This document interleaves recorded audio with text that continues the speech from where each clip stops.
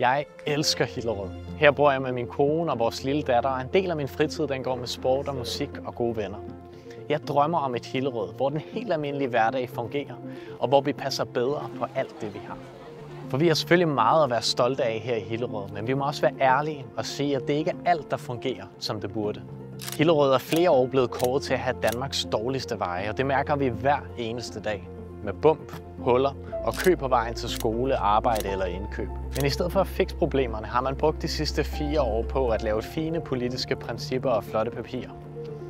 Vi vil investere meget mere i bedre veje, tryggere cykelstier og flere busser, der rent faktisk kører, så vi får en trafik, der hænger bedre sammen. Og hverdagen skal også hænge bedre sammen for de yngste borgere i Hillerød. Vi ved, at det er en omvæltning at starte i skole, og de første år det er afgørende. Derfor vil vi have flere voksne i de små klasser, så skolestarten bliver endnu tryggere. Og så skal vi sikre, at der er ro i klasserne, så fagligheden får plads, og der er et værdifuldt forældresamarbejde.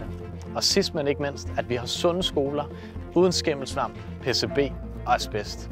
Og ligesom vores børn fortjener en tryggere hverdag, så gør vores ældre det også. Det kan ikke være rigtigt, at man efter et langt arbejdsliv ikke har mulighed for at vælge selv. Vores ældre fortjener en værdig alderdom med valgfrihed og selvbestemmelse.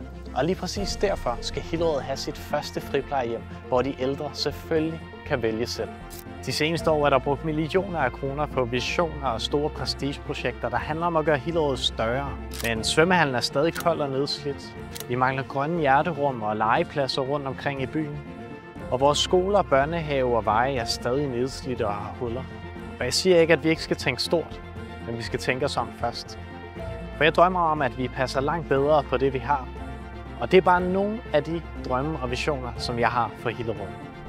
Mit navn er Christoffer Lorentzen, og jeg ønsker at være Hillerøds næste borgmester, og håber derfor på din personlige stemme den 18. november til kommunalvalget, så vi sammen kan skabe en hverdag, der hænger bedre sammen. Det var da meget godt. Det var skide godt.